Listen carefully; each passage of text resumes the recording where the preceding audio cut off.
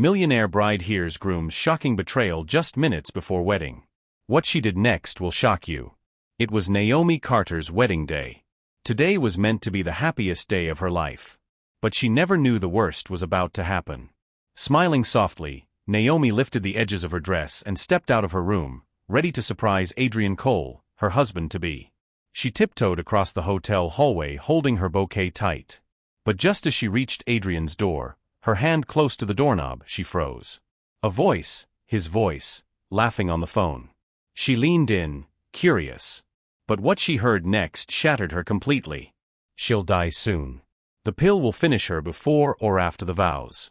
Doesn't matter. Once she's gone, everything she owns will be ours. Just make sure she takes one more pill before the ceremony. Naomi's blood turned cold. She stood frozen, the smile wiped from her lips. Her heart pounded like a drum in her chest. Tears welled up, smearing her makeup. Then his voice continued. Hope you've worn your bridesmaid dress. Adrian chuckled on the phone. Naomi's knees buckled. One of her bridesmaids? Her breath hitched. Adrian and one of her closest friends plotting to kill her. The bouquet dropped from her hand. She clutched her mouth to hold back a scream and stumbled back, her heels clicking softly on the polished hotel floor as she turned and ran. Her gown flowed behind her like a ghost fleeing danger. She didn't know where to go. Her mind spun wildly. Her father, Charles Carter, and her stepmother, Monica Carter, were the only people she thought she could trust now. They were just downstairs. If something happened to her, they had to know the truth. Naomi rushed down the staircase, nearly tripping over her dress. Her vision blurred, the lights around her flickering. Her chest tightened. No, not now. Not yet. She bit her lip, forcing her body to keep moving. Stay alive, Naomi. Just a little longer. By the time she reached the door to her father's suite, her legs were barely holding her up. She pushed it open with shaking hands. Dad. Mom, she gasped, stumbling forward. Charles and Monica were sitting, talking quietly. They jumped up the moment she fell into the room, her gown spreading across the carpet like a broken flower. My daughter, what's wrong? Charles cried, grabbing her shoulders. What happened? They want to kill me, Naomi whispered, her voice breaking. Who? Who wants to kill you? It's, her lips trembled. Then silence. Her body went limp in their arms. Naomi. Naomi. Charles yelled, shaking her gently. Wake up. What's happening? She didn't answer. Help. Somebody help us. His voice thundered through the hallway, echoing off the hotel's marble walls. Doors flew open. Footsteps hurried down the corridor. But Naomi lay still, her breath shallow, her face pale. And upstairs, behind a closed door, Adrian kept laughing. Screams echoed down the hallway. People rushed from every corner of the New York hotel. Adrian was the first to show up, his face full of fake panic. My love. What happened to my bride? He shouted, pushing through the crowd as if desperate. He dropped to his knees beside her, holding Naomi's lifeless hand. Please don't do this, he cried, his voice trembling. You promised to grow old with me. Tears spilled down his cheeks. But they weren't real. Inside, Adrian's heart wasn't broken, it was celebrating. The plan was working. The bridesmaids gathered at the doorway, some covering their mouths, others wiping tears. No one suspected anything. Not yet. The hallway was chaos. People shouted, cried, gasped. The sound of rushing footsteps echoed off the hotel walls like thunder. Two men gently lifted Naomi off the floor. Her wedding gown, once glowing with joy, now dragged along the ground like a sheet of sorrow. Her bouquet was trampled, her makeup gone, her skin pale and cold. Adrian pushed through the crowd, acting like a heartbroken groom. Please be careful with her, he cried, pretending to be terrified. He slid into the back seat of the waiting car, cradling her head on his lap. His hands trembled, but not from fear, from excitement. His mask of sorrow was perfect. Of sorrow was perfect, but inside his heart was dancing. The driver sped off quickly, tires screeching loud across the New York streets. Behind them, Charles Carter, Monica Carter, uncles, and several guests followed in their cars. The line of vehicles stretched through the city like a moving funeral procession, flashing lights, honking horns, and panicked hearts. Inside the car, Adrian Cole looked down at Naomi Carter's lifeless body. His lips pressed tight as if grieving. But slowly, he slipped his hand into his pocket. He unlocked his phone and typed a message, "Congratulations to us. She's gone." He hit send, leaned back, and let a soft smile curl at the corner of his mouth. As the car pulled into the hospital gate, he quickly wiped the grin off his face. At the hospital entrance, doctors and nurses were already waiting with a stretcher. As soon as the car stopped, Adrian jumped out and shouted, "She's not breathing. Please help her." Naomi was rushed inside, her arms limp, her chest barely rising under the heavy white dress. "Please, please save her," Monica Carter begged, running beside the stretcher. She sobbed loudly, her voice cracking. "Don't let anything happen to my daughter." Inside the emergency room, Naomi disappeared behind white curtains, surrounded by nurses, machines, and flashing lights. Charles Carter stood frozen in the hallway. He didn't speak. His face pale, lips pressed tight, fists clenched at his sides. Tears filled his eyes but none fell. Adrian sat in the waiting area, hands on his head, rocking slowly. He looked like a man drowning in sorrow. But if you looked closely, you could see a faint smirk appear each time he glanced at the hallway clock. Minutes passed, then hours. Every second felt like a year. Guests huddled in small groups. Some prayed, some whispered, others just stared at the double doors, waiting for them to open. Finally, they did. A doctor stepped out, his white coat stained with sweat. His eyes already spoke before his lips moved. Monica rushed forward. "How is she, doctor? Please talk to me. Is she alive?" The doctor paused, looking at all the scared and broken faces. "She's alive," he said at last. "But her condition is very, very critical. We're doing everything we can. Her heart is weak. Her breathing is slow." He looked straight into Monica's eyes. "Please, pray for her. That's all we can do now." Monica covered her face with both hands and collapsed into a nearby chair, crying loudly. "Oh God, don't take my child, not like this." Charles turned away, hiding his face against the wall, his shoulders shaking in silence. "And Adrian?" Adrian lowered his head and let a single tear fall onto his palm. Fake, like everything else. No one noticed the small notification lighting up his phone seconds later. "Job well done. We'll talk soon." He smiled briefly, then went back to acting like the broken man who had lost the love of his life. Inside the cold, quiet emergency room, Naomi lay still on a hospital bed. Machines surrounded her. Wires across her chest, a needle in her arm, an oxygen mask over her face. The heart monitor beeped slowly, each sound like a countdown. Nurses whispered. Doctors watched. But Naomi didn't move. Not even a blink. Minutes turned to hours. Then, suddenly, a twitch. Her fingers jerked just slightly. A nurse gasped. "She's waking up." Everyone rushed to her side. One nurse reached for the phone to call the family, but just then Naomi's eyes opened. Tears rolled down her cheeks. Her dry lips parted and a weak whisper came out. "Please, don't tell them I'm awake." "Not yet." The nurse froze. "Miss, your family is waiting outside." "I know," Naomi whispered. "But promise me, not a word." The nurse looked deep into her eyes and understood. This wasn't just fear, it was survival. She nodded. "I won't tell," she said softly. The next morning, Naomi asked to see Dr. Samuel Harris, her private doctor who had cared for her for years. He was older, calm, with gentle hands and kind eyes. When he entered the room, everyone else was asked to leave. He pulled a chair closer to her bedside, concern on his face. "Talk to me," he said gently. Naomi sat up slowly, still weak but more awake now. Her voice was low but sharp with pain. "Doctor, someone is trying to kill me," she said. "I don't know the woman's name yet, but she's working with Adrian Cole." Dr. Samuel Harris's brows furrowed. "Adrian, your fiancé?" Naomi Carter nodded. "I heard them," she continued, her voice trembling. "They were on a phone call. He said the pills would shut me down before or after the wedding. He sounded so happy." She looked down at her shaking hands. He's been giving me something. I think it's poison. He wants my money, my properties, and I think one of my bridesmaids is helping him. Dr. Samuel Harris sat back, stunned. You're saying this is a murder plan? Naomi nodded slowly. I need proof.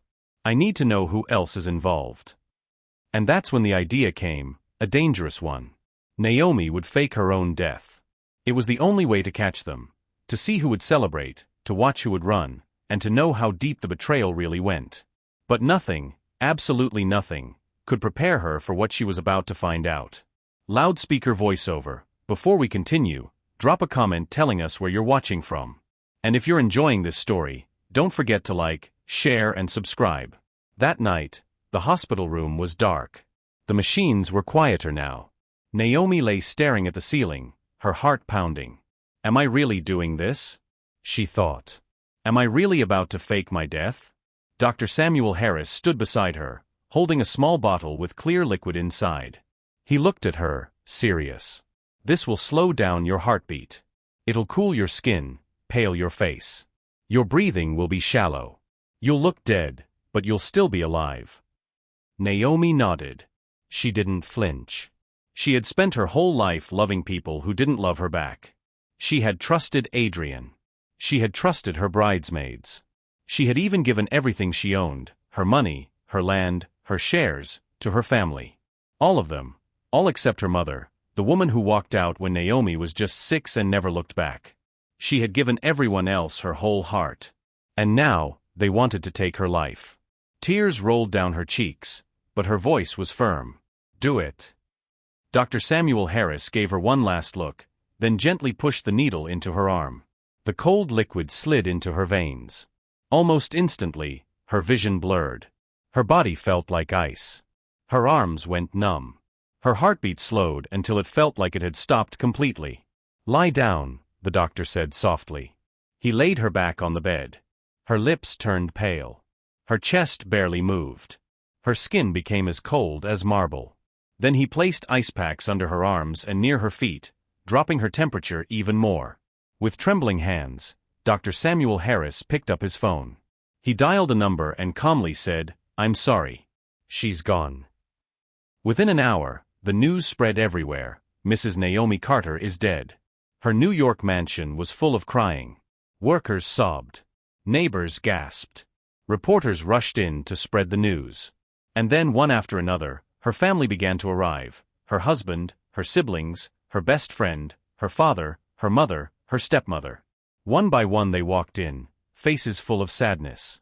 Under her cold skin, everyone cried as if in pain. That evening, Naomi's big living room was filled with whispers and soft crying. Her coffin was still open, placed right in the middle. A white sheet covered her still body and candles flickered around her. They all gathered, but their eyes showed something else, greed. They were waiting to hear the will. The money. The properties. The beach houses. They were ready to grab their share. Then Clarence Benton, the lawyer, cleared his throat and started to speak. The room went silent. Naomi's will was not what anyone expected. She had left very strict instructions. The will would only be read on the 10th day after her death. Her burial would take place on the 12th day. But there was more.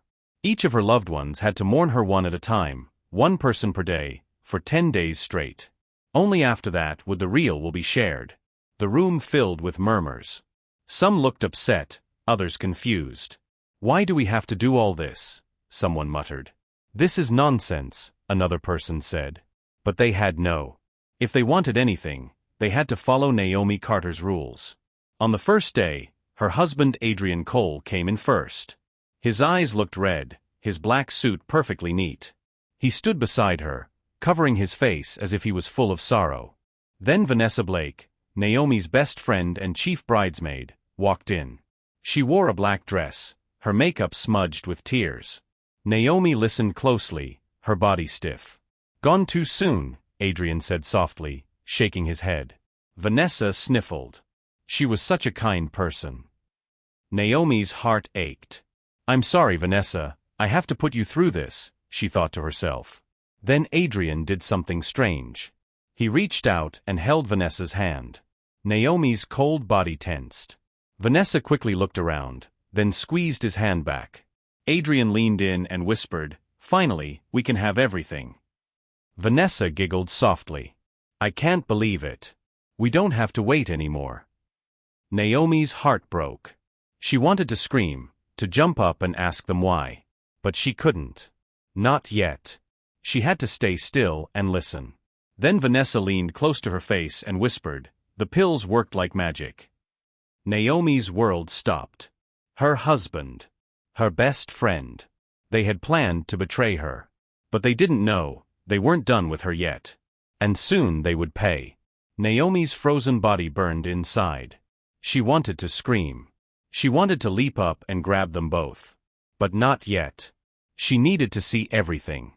She had to know the full truth. Adrian and Vanessa stood close together, whispering and smiling. "How long do we have to keep pretending?" Vanessa asked, fixing her black dress. 10 days, Adrian said with a grin. "Then the will is read, and we take it all." Vanessa giggled. "I can't wait to have that beach house." Adrian kissed her forehead. "And I can't wait to finally be with you. No more hiding." Naomi felt sick. The man she loved, the man she trusted, he was cheating on her. And her best friend, the one she shared everything with, was a snake. Vanessa sighed. "It's a shame though. Naomi was such a fool. Always kind, always giving. If she had just been a little selfish, maybe she'd still be here." Adrian laughed. She never saw it coming.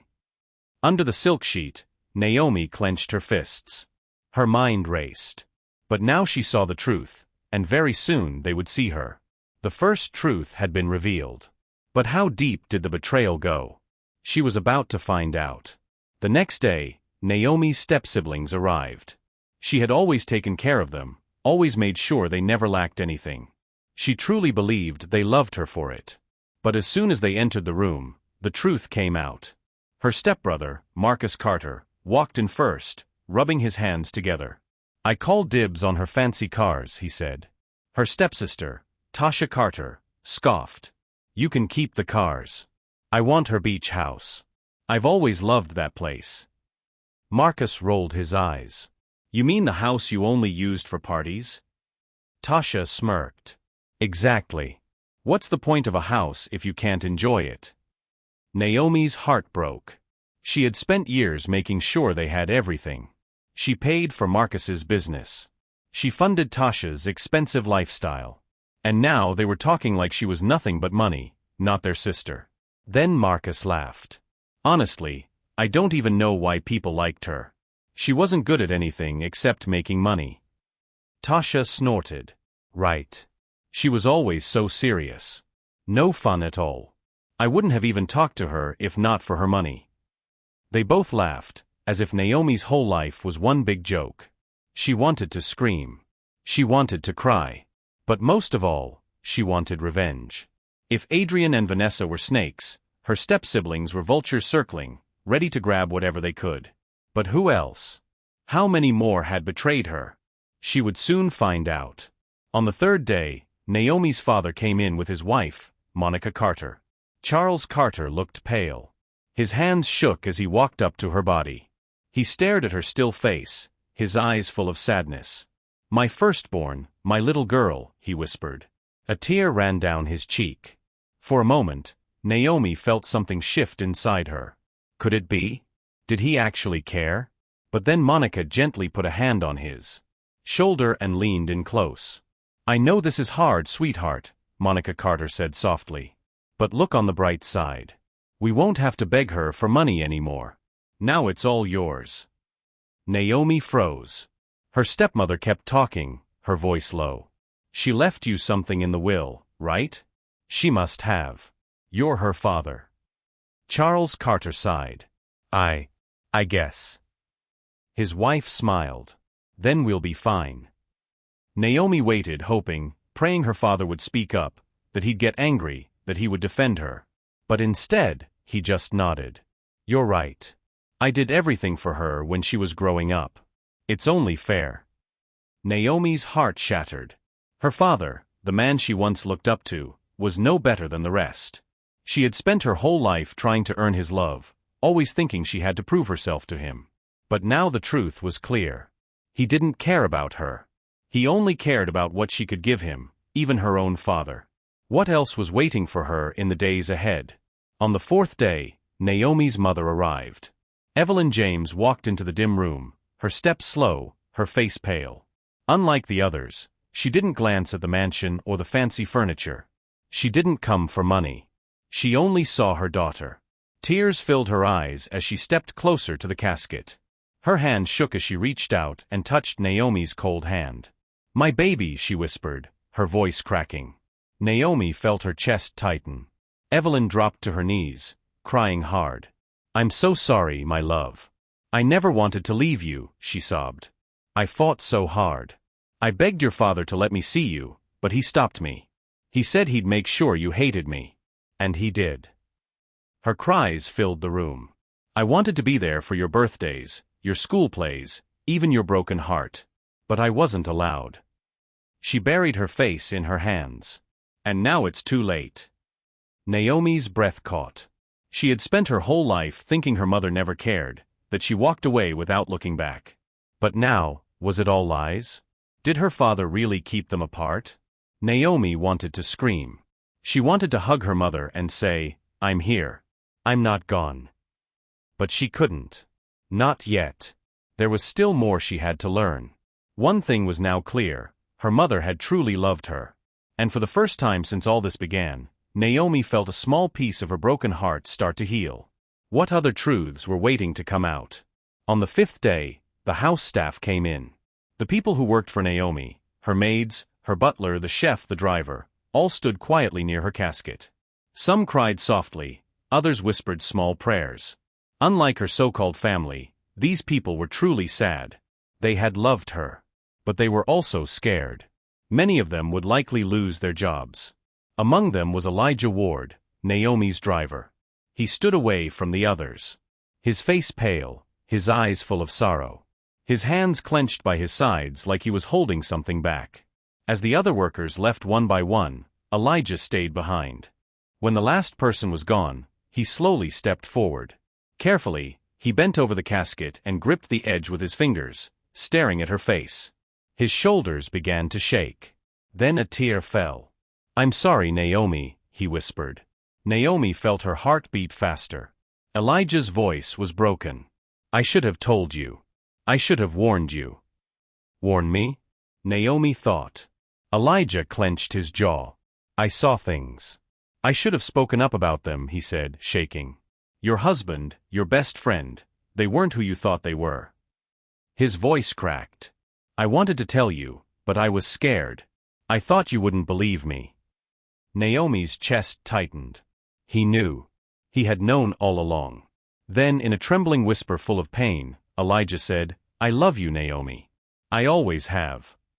His breath caught. More tears slid down his cheeks. "From the first moment I saw you at that mall, I knew my heart was yours." He held the edge of the casket tighter, his whole body shaking. "I wanted to tell you so many times. But how could I?" His voice cracked again. "A man like me, loving a woman like you?" He gave a bitter chuckle. "So I did something else. I gave up everything. Took a job as your driver just to be close to you, just to see you every day." Every day.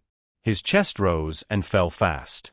His eyes shut tight, his hands still trembling. But now it was too late.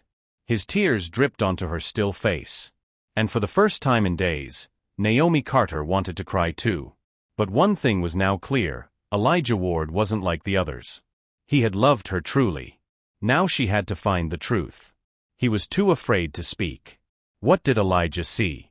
Why didn't he speak sooner? "I hope wherever you are, you find peace, Naomi," he whispered one last time. Then he turned and walked away. Naomi lay still, but her mind was racing. On the 10th day, they all showed up dressed in black. Their faces looked sad, but it was all fake. Inside Naomi's big New York mansion, they sat whispering in quiet voices, pretending to grieve. But deep down they were just waiting for the will to be read, waiting to divide her money and everything she owned. Then Clarence Benton, the lawyer, walked in. The room went silent as he placed his files on the table and pulled out a small flash drive. "Before we begin," he said firmly, "Mrs. Naomi Carter has one last request. You all must watch this first." He walked to the large TV on the wall and plugged in the flash drive. The screen lit up, then came chaos. The first video played, Adrian Cole and Vanessa Blake, Naomi's husband and best friend, holding hands, laughing, walking into a hotel together. Gasps filled the room. Faces turned white. Adrian jumped up and shouted, "Turn it off!" Panic in his voice. But Clarence Benton stepped back. This was Naomi's wish. "We will watch it to the end." Everyone went quiet. More clips followed, secret meetings, soft whispers, sneaky kisses. The betrayal was clear. No one could deny it. By the time the screen turned black, no one could look each other in the eye. Then the words "My will" appeared on the screen. And there she was. Naomi, alive. She looked stunning, strong, and completely calm. "Now that I've seen just how much you all really loved me," she began, her voice full of sarcasm, "here is my will." She looked straight into the camera, her face turning serious. "To my dear ex-husband and childhood best friend, the two people I loved the most, from this moment on, you will lose everything I ever gave you." Gasps filled the room. "Divorce papers have been sent. You will walk away with nothing." Adrian's face lost all color. Vanessa grabbed her chest. "To my step-siblings, Marcus and Tasha, $1, $500 each. Take it, and don't ever come near me or anything I own again. To my father and his wife, Monica, I give you $1 million. Not out of love, but so my hate for you doesn't fall on your children. After today, we are strangers." Tears filled Charles Carter's eyes. Then Naomi's voice grew soft. "To my mother, Evelyn James, I'm sorry. Sorry for pushing you away all these years. From today, I will try to make it right." A sob broke from Evelyn's lips. Then Naomi smiled. "And now to Elijah." Everyone turned to the screen. Elijah's hands shook. "My dearest Elijah," she said gently, "I've loved you from the moment you entered my life as my driver. But I thought I was marrying a faithful man, so I hid those feelings." She took a deep breath. "But now I want you to know, in front of everyone, will you be mine? Let's build a life together. If you say yes, I'll be the happiest woman alive." Silence. Then the door swung open. There she stood, Naomi Carter, alive, glowing. Gasps echoed across the room. Some clutched their chests. Others stepped back, stunned. Elijah's breath caught in his throat. She was real. Without waiting, he rushed to her. He wrapped her in his arms. Evelyn followed, crying, and held her close. The rest sat frozen. Their secrets were out. Their future ruined. Naomi had won. And this was only the beginning. Just as the shock began to settle, a loud knock hit the mansion's grand doors. Before anyone could move, the police rushed in. "Adrian Cole and Vanessa Blake, you are both under arrest for trying to murder Mrs. Naomi Carter," Detective Vernon Tate said loudly, his voice echoing through the silent room. Gasps filled the space. Adrian's eyes darted around, searching for a way to escape. Vanessa's hands shook as she held her dress tight. "This is crazy." Adrian shouted. "Naomi is right there, she's alive. How can you arrest me for murder?" Vanessa nodded quickly. "We love Naomi. We would never hurt her." Vanessa Blake cried. But the officers didn't care. Two of them stepped forward, grabbed their wrists, and snapped cold handcuffs around them. Then they started dragging them away. Adrian Cole fought hard, his face full of panic. "Naomi, tell them," he shouted. "You know I loved you." Naomi Carter stepped forward slowly. Her eyes were filled with fire. "Love me," she said, her voice sharp. "You gave me pills every day, Adrian. You drugged me. For what? To slowly kill me." Adrian clenched his jaw. Silence. Adrian looked down. Vanessa sobbed, I didn't want to." "Shut up, Vanessa." Adrian snapped. The officers didn't wait. They pulled them both out and shoved them into the police van. The doors slammed shut. Naomi stood there, watching them leave. Two people she once loved. Now they were nothing but strangers. Her hands trembled. But then a warm hand touched hers. It was Elijah Ward, standing beside her. His fingers gently held hers. "You're free now," he whispered. Naomi took a deep breath. For the first time in years, she felt it. Freedom. Comment where you are watching from. Don't forget to like, share and subscribe.